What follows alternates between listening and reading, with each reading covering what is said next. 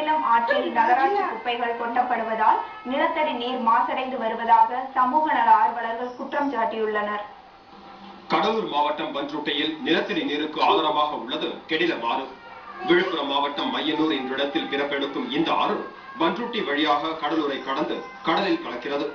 2 மாவட்டங்களில் உள்ள விளைநிலங்களும் ஆற்றுப்பாதையில் உள்ள கிராமங்களுக்கும் கெடிலம் ஆற்றில் தேங்கியிருக்கும் தண்ணீர் தான் பயன்படுத்தப்பட்டு வருகிறது. இந்நிலையில் இந்த ஆற்றில் அண்மை காலமாக பன்ருட்டி பகுதியில் சேகரிக்கப்படும் குப்பைகளை நகராட்சி நிர்வாகம் கொட்டி வருவதால் ஆற்று நீர் மாசடைந்து வருகிறது என்பது உள்ளூர் வாசிகளின் புகார். கெடிலம் நதி முன்னாடி ரொம்ப தூய்மையா இருந்தது. இப்ப பாத்தீங்கன்னா நகராட்சியில இருந்து எல்லா குப்பையும் கொட்டுறதுனால அங்கேயே எரிக்கவும் செய்யறாங்க. அதனால ரொம்ப மாசடைஞ்சு இருக்குது. இப்ப புதுசா தண்ணி மழை பெஞ்சு தண்ணி போகுது. ஆனா எதற்குமே அது பயன்படல. முக்கியமா பாத்தீங்கன்னா விவசாயத்திற்கு சுத்தமா பயன்படுத்த முடியல. துர்நாற்றம் வீசுது. அதை கழுவுறதுக்கோ மற்றபடி எந்த பயன்பாட்டுக்கும் பயன்படுத்த முடியல.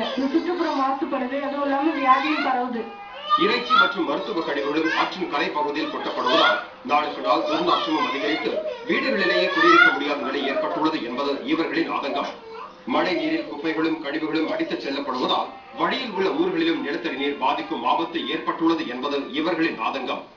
சென்னை ஆற்றுல பாத்தீங்கன்னா இப்ப இந்த மாதிரி பூரா அந்த குப்பைகளை கொண்டு வந்து நகராட்சி மூலியமா அங்க கொட்டுறதுனால பயங்கரமான ஒரு பாதிப்பு ஏற்பட்டிருக்கு. கவர்மெண்ட் வந்து இதுக்கான முக்கியமா ஒரு ஸ்டெப் எடுத்து கவர்மெண்டோட நிலம் பாத்தீங்கன்னா சுற்று வட்டாரத்தில் நிறைய இடத்துல நிறைய பகுதியில் இருந்துட்டு இருக்கு.